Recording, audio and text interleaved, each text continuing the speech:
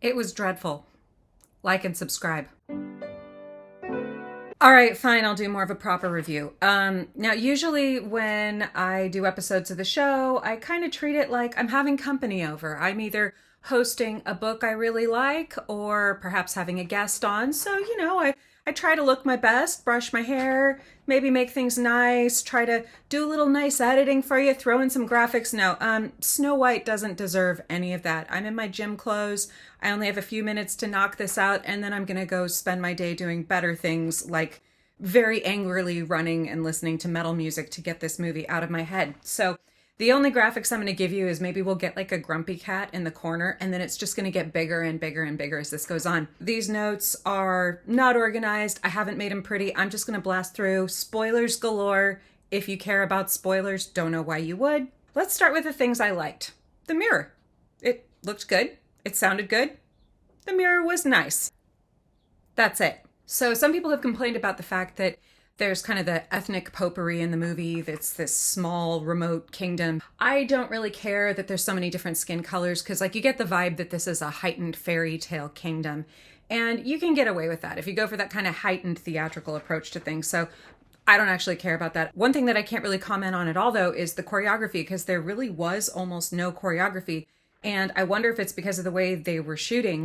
Were they using the volume, or were they using these really small stages with all of this CG background? Because mostly it's just people standing there. And then when there is any choreography, they're just jumping like a 3-year-old on a trampoline. So dreadful choreography. The new songs were bland. The only thing I'll say about this movie's politics is that you can either have a hereditary monarchy or a communist utopia. You can't have both. Pick one. There's Snow White, and she's good because the narrator told us so. And there's the evil queen, and she's evil because the narrator told us so.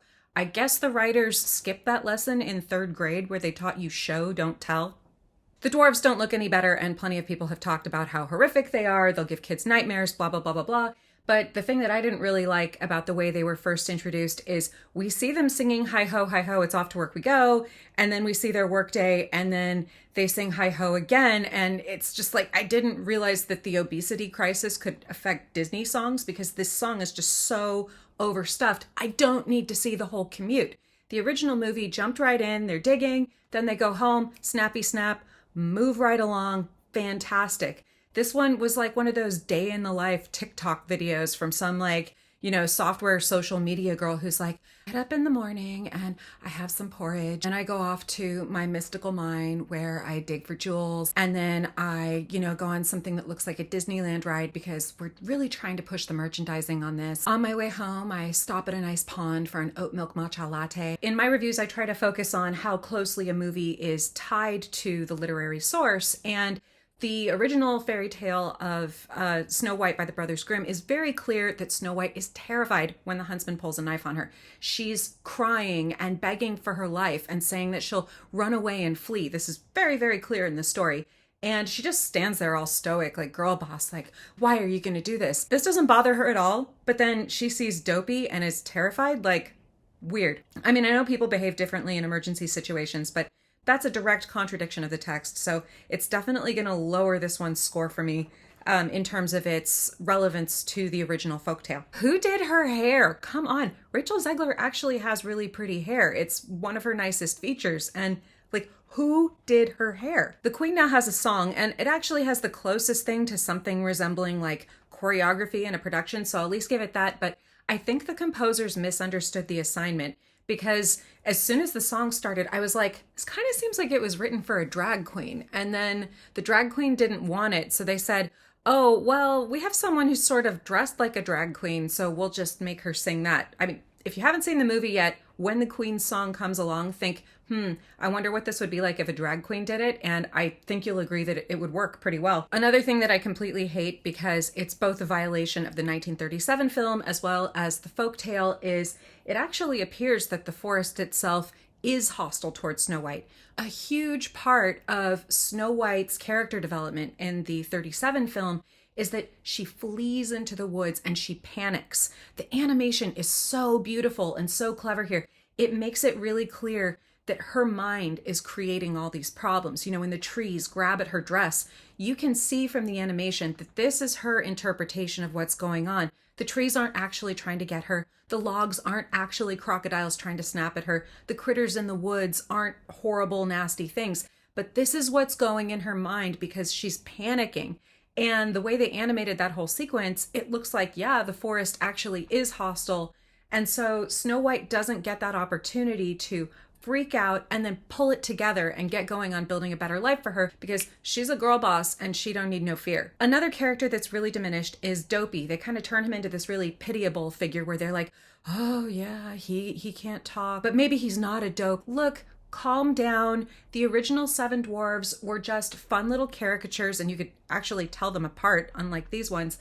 And Dopey was clearly based on Harpo Marx, who was a very funny comedian of the time. He was just supposed to make people laugh in the same way that when Robin Williams played Genie in Aladdin, he was doing all those impressions. It was a funny part of his character, but then he also had serious parts, and the same was true with Dopey. Dopey was goofy, but he was also affectionate and sweet, and he had a great sense of humor. Dopey was actually better representation for people with disabilities than this new version of him that they made because Dopey couldn't talk, and Snow White says, oh, why doesn't he talk? And then I think it's Happy who just says, well, he don't know, he never tried. And then they just laugh and move on. They completely accept him for how he is. He doesn't talk, so what? He's still one of the dwarves. He still hangs out with them. They treat him like everyone else. He gets his work done. Who cares? This is actually really forward thinking in terms of disability representation. He can't talk, so what? Who cares? But in this one, you know, Snow White has to fix him, which, look, I mean, no, I get it. You know, sometimes people have conditions that can be improved through therapy or encouragement, but sometimes they don't. And if he doesn't talk, fine. Let him not talk.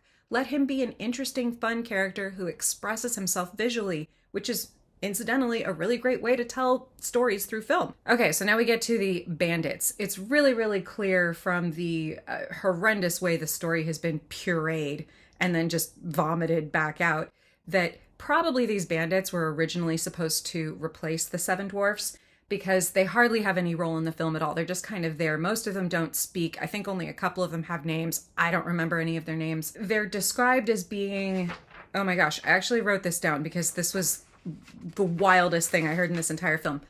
Doc explains to Snow White that they're actually a band of erstwhile actors whose sustenance was made unstable by the Queen's greedy economic policies, which forced them into a liminal space where ethics and motives are... I have heard some Sociology 101 nonsense in my day, but goodness gracious. And I have to say, this bit is like the most Los Angeles thing in the movie. You meet these people in LA who are like unemployed actors, musicians, writers, or whatever, and they genuinely believe that they should be making as much money as like, you know, brain surgeons and teachers and stuff because they're so good at what they do and they're providing a service to humanity. And they don't understand how like the economy works or math or money or anything. So they're always really upset and constantly couch surfing and complaining about why they're broke when they won't just like go out and get another job. I don't understand at all how a queen's economic policies would have any effect on the number of unemployed actors because, again, I'm from LA. Whether the economy is good or bad, there's plenty of unemployed actors in LA. They also could just like go get another job, but like a lot of unemployed actors in LA, they don't want to because they can't imagine themselves actually like gaining marketable skills and employing them for remuneration. We meet Jonathan, the first of the bandits, when he's like pilfering food from the castle. And I gotta say, really dumb location to be stealing from, especially if you know that the person in charge of the castle is like a psycho. He's not very smart. He's in the basement. He's stealing potatoes. And how do I put this? None of the bandits look like they've been going very hungry. So I don't really know why either they're stealing too much or, you know, maybe they're kind of lying about being on the down and out. As far as Snow White's concerned, going from a handsome prince who comes and serenades you and is passionate and sweet and well-dressed, going from that guy to an unemployed homeless actor who lives in the woods, not an upgrade. I mean, I know it's rare to find a guy who can fill out a pair of tights as well as Errol Flynn. Honestly, he's been hitting the squats and from one gym rat to another. Well done, dude. This guy is not boyfriend or husband material. Like, he has literally nothing to offer Snow White. If he asks her out for a meal, all he has to offer is like stolen basement potatoes. Really, Jonathan's the one who's going to gain from this situation because, like, he's homeless and unemployed and she's super rich and has a castle. So he's just kind of hoping to get in good with her and move in. Like I said, so Los Angeles. There's a point when Snow White is trying to get away from some soldiers who are chasing her and want to kill her.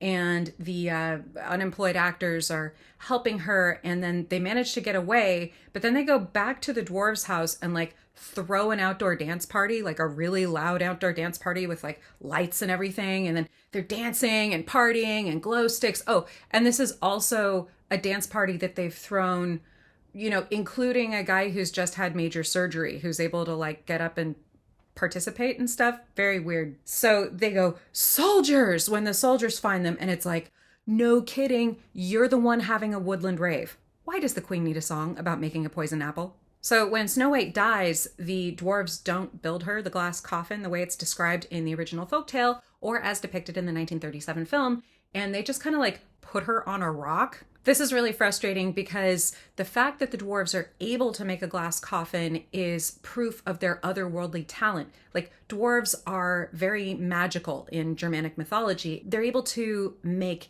anything. They make magical objects and their skills are far beyond that of human craftsmen. So the point that they made her this beautiful glass coffin is both showing off their skill as well as how much they love her, but they just like dump her on a boulder. Weird. So when Snow White comes back to the castle, she's like wrapped in this red cloak that's like the same color as the Chinese flag. Coincidence? You decide. And then there's this girl there who, she's a grown-up version of a little girl that's in the first song when little Snow White gives this flower wreath to this peasant girl from the kingdom. And it's nice. She's a nice girl. Oh, how nice. She gave her little flower crown. Yay. So Snow White comes marching back into the village, and it's like 10 years later or whatever. And this girl is like, she still has this dead, dry flower wreath. And she's just like, I've been holding on to this all these years, waiting for the revolution. The girl bossing was over 9,000 when Snow White comes strutting in like that song in Les Miserables. And she's completely backed up by girls. And it's like, ugh, this is not feminism. And then you get to the big ending where, you know, the writers went, so Snow White's like a princess and rich and stuff, but we need to show the audience that she's like a good person. So, how can we do that? Oh, I know. What? She'll remember the servants' names. No way. Yes way. Like, I did that once with my cleaning lady, and she was like so happy. How'd you even come up with that? I had an extra wheatgrass shot after my goat yoga class. At the end, it turns out Dopey was the narrator all along. Wow. It concludes with like everybody dancing together all dressed in white. I hate theme weddings. I did notice in the credits that writing credits went only to Erin Cressida Wilson. So that means that Greta Gerwig and the other writers pulled their names off of the main credit. And I have to say, good choice. Very, very good choice. So that's it. That's Snow White. I hated it. Thanks. In all of my film reviews, I give from 1 to 5 Snapes for authenticity to the literary source. And in this case, I want to give it 0 because it was so dreadful, but there are a couple of like basic things. It was called Snow White. She bit the apple. She did get kissed, but it was like, ugh. And there were 7 of what could technically be called dwarves in it. So half a Snape. That's my lowest all-time score for a movie. Don't recommend it. And I think what I will do as a palate cleanser is I'm going to get out my fire pit this evening and we'll sit in the garden and I'll tell the story to the kids and we'll have a very nice time. And maybe what I'll do is share the original 1812 version of the story with all of you and give some commentary. And we can all just feel better knowing that the real story is still there for us and we don't have to deal with any of this nonsense anymore. Like indigestion that comes after a meal that you know you shouldn't have eaten, the worst is now over and we can move on.